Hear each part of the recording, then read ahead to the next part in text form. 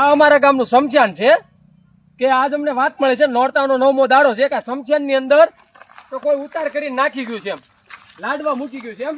એટલે અમે તમને બતાવીશું આજ હવે સમચાનની અંદર અમે લાડવા ખાવા આવ્યા છીએ અમારા ગામના સમચાનમાં. કે બધા એમ કહે છે ને કે સમચાનમાં આમ થાય તેમ થાય, એવું કોઈ વસ્તુ અમે માનતા નથી.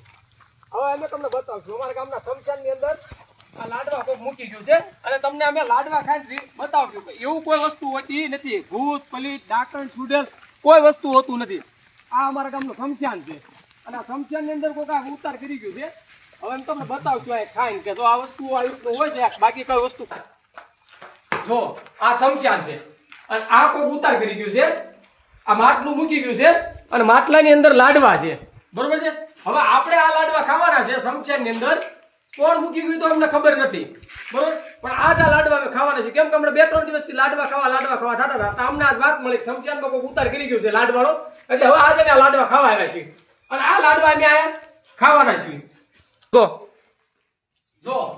હવે આપણે આઈન બાદ બેઠા, આઈન બાદ બેહીને આપણે લાડવા ખાવાના છે.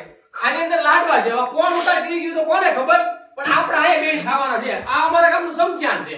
આ લાડવા જો આ બધા ભૂત લાડવા તો બહુ સારા છે, મોંઘારી છે, ગમે મૂકી ગયું હોય જો આમ ખવાય.